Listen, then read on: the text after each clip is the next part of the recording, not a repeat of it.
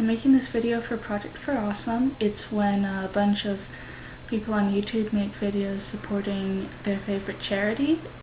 The charity I'm supporting is the Selective Mutism Foundation. Selective mutism is a communication disorder where people can speak perfectly fine, but only in certain situations.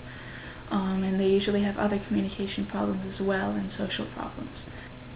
So for those of us who don't have selective mutism, it's hard to imagine not having our voice. Think about how it would feel if you could talk, but only sometimes. And other times, you wouldn't be able to speak, even if you know the words, they just won't come out. And maybe you don't know why, but it just isn't working. And you know that this will happen whenever you go to school, or whenever a certain person's in the room, or maybe whenever you leave your house. It's different for every person. And then imagine how it would feel if you're struggling to speak and hurting because you can't, and somebody says, well, since you can speak perfectly normally at home, you must be choosing to do this. Maybe you don't like those people you're not talking to. Maybe you're trying to control us. If you had selective mutism 20 years ago, most likely nobody would have heard of it, and this is still true today. If you actually found a psychologist or psychiatrist who knows about this, and knows that there are other people like you and there's a name for it, they would be able to go to the book that explains mental disorders. They would be able to find something that explains you. Elective mutism, persistent refusal to speak in one or more major social situations.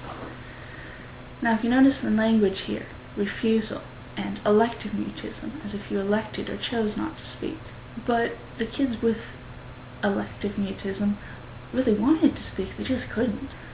In 1991, 20 years ago, a group was formed called the Selective Mutism Foundation, and they realized that these children do want to speak, and that treating it as a choice and punishing them for not speaking is only making it worse, because they're actually afraid.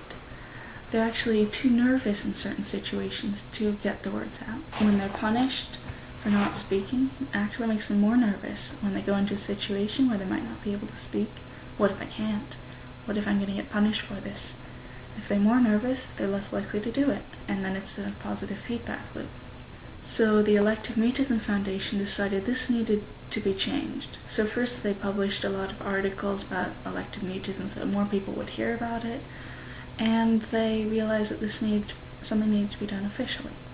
So they gathered all the information they could that this was not a choice, this was an anxiety disorder, and they actually went to that book of mental disorders and convinced them to change the name to selective mutism to indicate that this was select situations but not necessarily ones that you chose, and it's now defined as a failure to speak.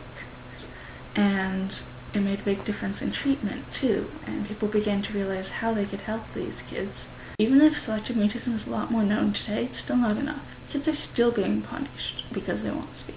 There are still people who have never heard of selective mutism, you probably haven't. And even though there are more organizations now supporting selective mutism awareness, the Selective Mutism Foundation isn't done. It's still working. So if you want to support selective mutism awareness and help these children find their voices, you should donate to the Selective Mutism Foundation or support selective mutism awareness.